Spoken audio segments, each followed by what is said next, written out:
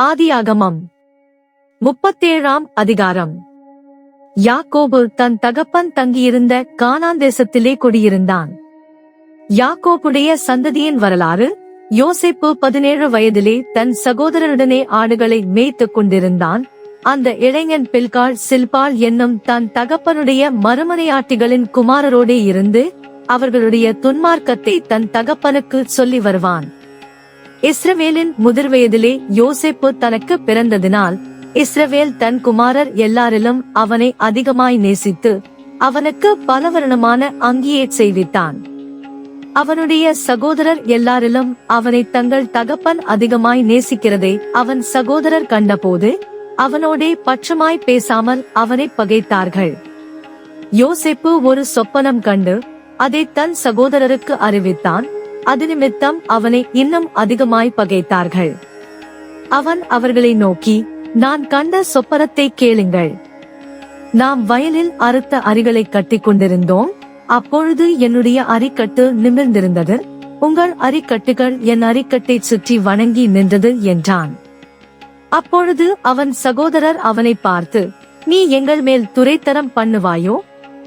நீ எங்களை ஆளப் போகிறாயோ என்று சொல்லி அவனை அவன் சொப்பனங்களின் நிமித்தமும் அவன் வார்த்தைகளின் நிமித்தமும் இன்னும் அதிகமாய் பகைத்தார்கள். அவன் வேறொரு சொப்பனம் கண்டு தன் சகோதரரை நோக்கி, நான் இன்னும் ஒரு சொப்பனத்தை கண்டேன். சூரியனும் சந்திரனும் 11 நட்சத்திரங்களும் என்னை வணங்கிறது என்றான்.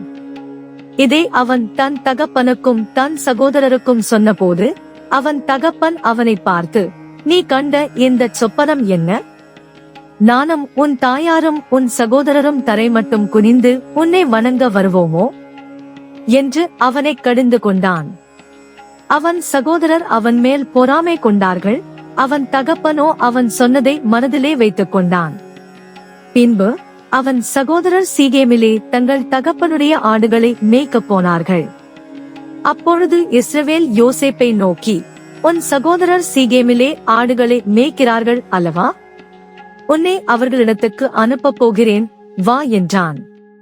அவன், இதோ போகிறேன் என்றான். அப்பொழுது அவன், நீ போய் உன் சகோதரருடைய க்ஷேமம் எப்படி என்றும் ஆடுகள் எப்படி இருக்கிறது என்றும் பார்த்து எனக்கு மறுசெய்தி கொண்டு வா என்று அவனுக்கு சொல்லி எபிரோன் பள்ளத்தாக்கிலே இருந்து அவனை அனுப்பினான். அந்தபடியே அவன் சீகேமுக்கு போனான். அப்பொழுது ஒரு மனிதன் அவன் வெளியிலே வழிதப்பித் திரிகிறதைக் கண்டு, என்ன தேடுகிறாய் என்று அவனை கேட்டான். அதற்கு அவன், என் சகோதரரை தேடுகிறேன், அவர்கள் எங்கே ஆடு மேய்க்கிறார்கள் சொல்லும் என்றான். அந்த மனிதன், அவர்கள் இவ்விடத்திலிருந்து போய்விட்டார்கள், தோத்தானுக்கு போவோம் என்று அவர்கள் சொல்ல கேட்டேன் என்றான். அப்பொழுது யோசேப்பு தன் சகோதரரை தொடர்ந்து போய் அவர்களை தோத்தானிலே கண்டுபிடித்தான்.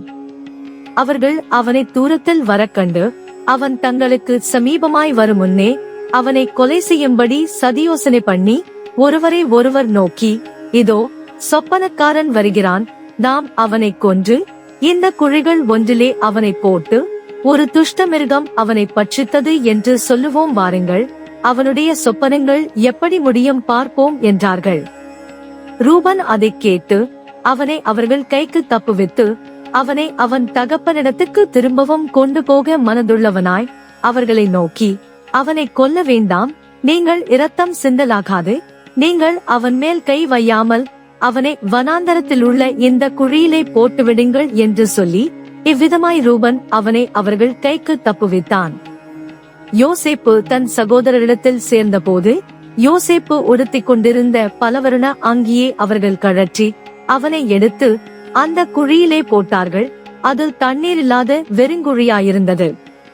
பின்பு அவர்கள் போஜனம் செய்யும்படி உட்கார்ந்தார்கள். அவர்கள் தங்கள் கண்களை ஏறெடுக்கும் போது இதோ கீலேயாத்திலிருந்து வருகிற இஸ்மவேலருடைய கூட்டத்தை கண்டார்கள். அவர்கள் எகிப்துக்கு கொண்டு போகும்படி கந்தவர்க்கங்களையும் பிசிந்தேலத்தையும் வெள்ளை போளத்தையும் ஒட்டகங்கள் மேல் ஏற்றிக் கொண்டு வந்தார்கள். அப்பொழுது யூதா தன் சகோதரரை நோக்கி, நாம் நம்முடைய சகோதரனை கொன்று அவன் இரத்தத்தை மறைப்பதனால் லாபம் என்ன? அவனை இந்த இஸ்மவேலருக்கு விற்று போடுவோம், வாருங்கள், நமது கை அவன் மேல் படாதிருப்பதாக, அவன் நம்முடைய சகோதரனும் நம்முடைய மாம்சமுமாய் இருக்கிறானே என்றான். அவன் சகோதரர் அவன் சொல்லுக்கு இணங்கினார்கள். அந்த வர்த்தகரான மீதியானியர் கடந்து போகிற போது அவர்கள் யோசேப்பை அந்த குழியிலிருந்து தூக்கி எடுத்து அவனை இஸ்மவேலர் கையில் 20 வெள்ளிக்காசுக்கு விற்று போட்டார்கள். அவர்கள் யோசேப்பை எகிப்திற்கு கொண்டு போனார்கள். பின்பு ரூபன் அந்த குழியினிடத்துக்கு திரும்பி போன போது யோசேப்பு குழியில் இல்லை என்று கண்டு தன் வஸ்திரங்களை கிழித்துக் கொண்டு தன் சகோதரரிடத்துக்கு திரும்பி வந்து, இளைஞன் இல்லையே, ஐயோ, நான் எங்கே போவேன் என்றான். அவர்கள் யோசேப்பின் அங்கியை எடுத்து ஒரு வெள்ளாட்டுக்கடாவை அடித்து அந்த அங்கியை இரத்தத்திலே தோய்த்து பல வருணமான அந்த அங்கியை தங்கள் தகப்பனிடத்துக்கு அனுப்பி, இதை நாங்கள் கண்டெடுத்தோம், இது உம்முடைய குமாரன் அங்கியோ அல்லவோ, பாரும் என்று சொல்லச் சொன்னார்கள். யாக்கோபு அதைக் கண்டு, இது என் குமாரனுடைய அங்கிதான், ஒரு துஷ்டமிருகம் அவனை பட்சித்து போட்டது, யோசேப்பு பீருண்டு போனான் என்று புலம்பி தன் வஸ்திரங்களை கிழித்து தன் அறையில் இரட்டு கட்டிக் கொண்டு அநேக நாள் தன் குமாரனுக்காக துக்கித்துக் கொண்டிருந்தான். அவனுடைய குமாரர் குமாரத்திகள் எல்லாரும் அவனுக்கு ஆறுதல் சொல்ல வந்து நின்றார்கள். ஆனாலும் அவன் ஆறுதலுக்கு இடங்கொடாமல், நான் துக்கத்தோடே என் குமாரனிடத்தில் பாதாளத்தில் இறங்குவேன் என்றான். இவ்விதமாய் அவனுடைய தகப்பன் அவனுக்காக அழுது கொண்டிருந்தான். அந்த மீதியானியர் யோசேப்பை எகிப்திலே பார்வோனின் பிரதானியும் தலையாரிகளுக்கு அதிபதியுமாகிய போத்திபார் என்பவனிடத்தில் விற்றார்கள்.